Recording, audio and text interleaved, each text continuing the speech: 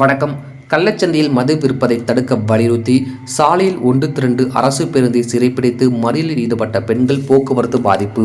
இனி விரிவான செய்திகள். அரியலூர் மாவட்டம் திருமானூர் ஒன்றியத்துக்குட்பட்டது தூத்தூர் கிராமம். இங்கு சில கள்ளச்சந்தையில் தொடர்ச்சியாக மது விற்பனை செய்து வருவதாக கூறப்படுகிறது. இது குறித்து காவல்துறைக்கு புகார் அளித்தும் உரிய நடவடிக்கை இல்லை எனவும் தெரிகிறது. இந்நிலையில் இன்று தூத்தூர் கிராம பெண்கள் மற்றும் ஆண்கள் அனைவரும் ஒன்று திரண்டு சாலையில் திடீர் போராட்டத்தில் ஈடுபட்டனர்.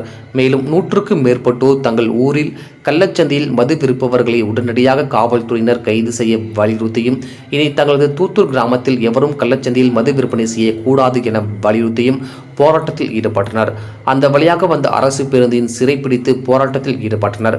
பின்னர் சம்பவ இடத்திற்கு வந்த தூத்தூர் காவல்துறையினர் மற்றும் ஜெயங்கொண்டம் காவல்துறை துணை கண்காணிப்பாளர் ரவி சக்கரவர்த்தி தலைமையிலான போலீசார் போராட்டத்தில் ஈடுபட்டவர்களிடம் பேசி கள்ளச்சந்தையில் மது விற்பவர்களை கைது செய்வதாக உறுதி அளித்த பின்னர் போராட்டம் கைவிடப்பட்டு பொதுமக்கள் கலைந்து சென்றனர்.